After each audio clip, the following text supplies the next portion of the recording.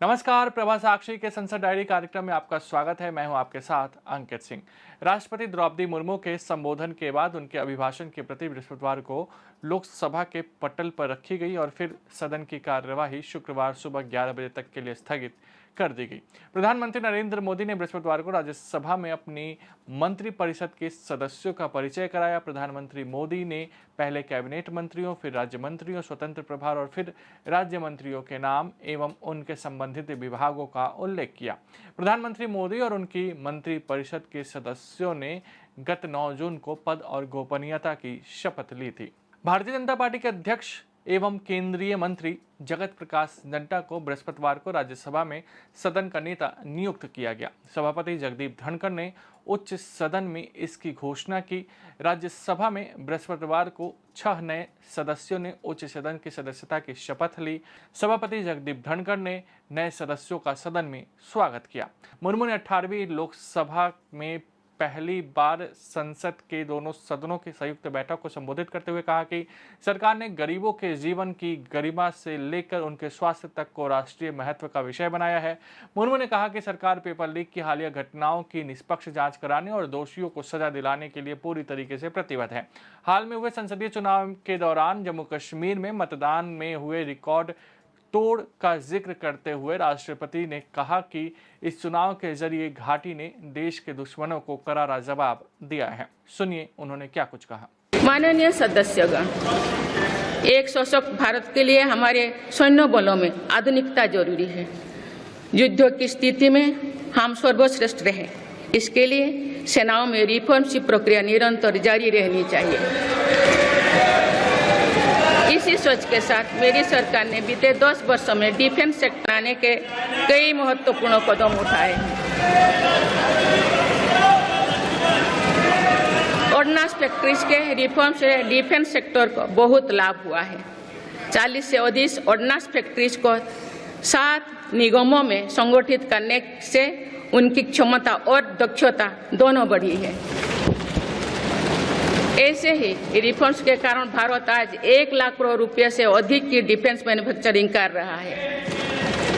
पिछले एक दशक में हमारे डिफेंस एक्सपोर्ट 18 गुना अधिक होकर 21,000 करोड़ रुपया तक पहुंच चुका है। फिलीपींस के साथ ब्रह्मास मिसाइल का रक्षा सौदा डिफेंस एक्सपोर्ट के क्षेत्र में भारत की पहचान मजबूत कर रहा है। सरकार ने युवाओं और उनके स्टार्टअप्स को बढ़ावा देकर आत्मनिर्भर डिफेंस सेक्टर की मजबूत नींव तैयार की है। मेरी सरकार उत्तर प्रदेश और तमिलनाडु में 2 डिफेंस कॉरिडोर्स भी विकसित कर रही है। हम सभी के लिए एक खुशी की बात है कि पिछले वर्ष हमारी सैन्य जरूरतों की लगभग 70% खरीद भारतीय उद्योगों से ही की गई है। हमारी सेनाओं ने 500 से अधिक सैन्य साजो सामान को विदेशों में नहीं मंगाना तय किया है। ये सभी हथियार और उपकरण अब सिर्फ भारतीय कंपनियों से ही खरीद की जाएगी। मेरी सरकार ने सैनिकों के हितों को भी हमेशा प्राथमिकता दी है। तभी 4 दशक के बाद 1 रैंक 1 पेंशन को लागू किया गया है। इसके तहत अब तक 1,20,000 करोड़ रुपया दिए जा चुके हैं। शहीद सैनिकों के सम्मान के लिए सरकार ने कर्तव्य पथ के एक छोर पर नेशनल वॉर मेमोरियल की स्थापना भी की है। ये प्रयास केवल वीर जवानों के प्रति कृतज्ञ राष्ट्र का नमन ही नहीं है, बल्कि राष्ट्र प्रथम की अनवरत प्रेरणा का स्रोत भी है। माननीय सदस्यगण, सरकार का ये निरंतर प्रयास है कि देश के युवाओं को अपनी प्रतिभा दिखाने का उचित अवसर मिले। सरकारी भर्ती हो या फिर परीक्षाएं, सुनिए परीक्षाएं किसी भी कारण से इनमें रुकावट आए, ये उचित नहीं है। इनमें शुचिता और पारदर्शिता बहुत जरूरी है। हाल ही में कुछ परीक्षाओं में हुई पेपर लीक की घटनाओं की निष्पक्ष जांच और दोषियों को कड़ी से कड़ी सजा दिलवाने के लिए मेरी सरकार प्रतिबद्ध है। हमारे पहले भी पहले भी हमने देखा है कि कई राज्यों में पेपर लीक की घटनाएं होती रही है।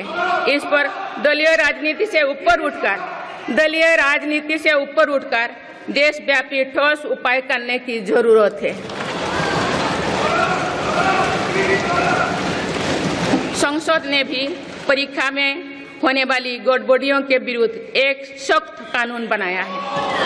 मेरी सरकार परीक्षाओं से जुड़ी संस्थाओं, उनके कामकाज के तरीके, परीक्षा प्रक्रिया सभी में बड़ी सुधार करने की दिशा में काम कर रही है।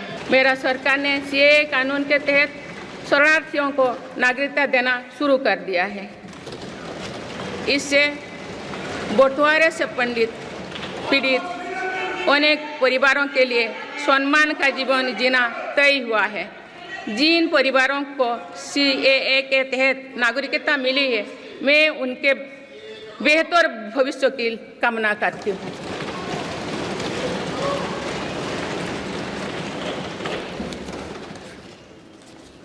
माननीय सदस्यगण, मेरी सरकार भविष्य निर्माण के प्रयासों के साथ ही भारतीय संस्कृति के वैभव और विरासत को फिर से स्थापित कर रही है। हाल में नालंदा यूनिवर्सिटी के भव्य कैंपस के रूप में इसमें एक नया अध्याय जुड़ा है। नालंदा सिर्फ एक यूनिवर्सिटी मात्र नहीं थी, बल्कि ये वैश्विक ज्ञान केंद्र के रूप में भारत के गौरवशाली अतीत का प्रमाण थी। मुझे विश्वास है कि नई नालंदा यूनिवर्सिटी भारत को ग्लोबल नॉलेज हब बनाने में सहायक सिद्ध होगी। मेरी सरकार का ये प्रयास है कि भावी पीढ़ियों को हजारों वर्षों की हमारी विरासत प्रेरणा देती है। इसलिए पूरे देश में तीर्थस्थलों को, आस्था और आध्यात्म के केंद्रों को सजाया संवारा जा रहा है। माननीय सदस्यगण, मेरी सरकार विकास के साथ ही विरासत पर भी उतना ही गर्व करते हुए काम कर रही है। विरासत पर गर्व का ये संकल्प आज अनुसूचित जाति, अनुसूचित जनजाति, वंचित वर्ग और सर्व समाज के गौरव का प्रतीक बन रहा है। मेरी सरकार ने भगवान बिरसा मुंडा के जन्म दिवस को जनजातीय गौरव दिवस के रूप में मनाने की शुरुआत की है। अब अगले वर्ष भगवान बिरसा मुंडा की 150वीं जयंती के पूरे देश में धूमधाम से मनाया जाएगा। देश रानी दुर्गावती की 500वीं जयंती को भी व्यापक स्तर पर मना रहा है। पिछले महीने ही देश ने रानी अहिल्याबाई होलकर की 300वीं जयंती का साल भर चलने वाला महोत्सव भी शुरू किया गया। इससे पहले सरकार गुरु नानक देव जी का 550वां और गुरु गोविंद सिंह जी का 350वां प्रकाश पर्व भी धूमधाम से मना चुके हैं। एक भारत श्रेष्ठ भारत के भाव से काशी तमिल संगमम, सौराष्ट्र तमिल संगमम जैसे उत्सवों की परिपाटी भी मेरी ही सरकार ने शुरू की है। इन आयोजनों से हमारी नई पीढ़ियों को राष्ट्र निर्माण की प्रेरणा मिलती है और राष्ट्र पर गौरव का भाव और मजबूत होता है। माननीय सदस्यगण, आने वाला कुछ महीने में भारत एक गणतंत्र के रूप में 75वें वर्ष पूरी करने जा रहे हैं। भारत का संविधान बीते दशकों में हर चुनौती, हर कसौटी पर खरा उतरा है। जो संविधान बन रहा था तो भी दुनिया में ऐसे ताकतें थे जो भारत के असफल होने की कामना कर रही थी। देश में संविधान लागू होने के बाद भी संविधान पर अनेक बार हमले हुए हैं। आज 27 जून है। 25 जून 1975 को लागू हुआ आपातकाल संविधान पर सीधे हमले का सबसे बड़ा और काला अध्याय था।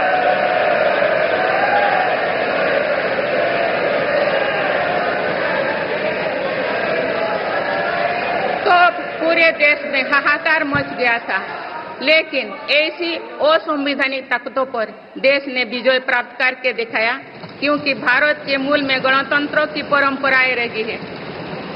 मेरी सरकार भी भारत के संविधान को सिर्फ राजकाज का माध्यम भर नहीं मानती, बल्कि हमारा संविधान जन चेतना का हिस्सा हो, इसके लिए हम प्रयास कर रहे हैं।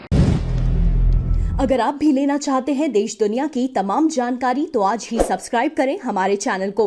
साथ ही नीचे दिए बेल आइकन को जरूर दबाएं ताकि हर अपडेट आप तक पहुंच सके।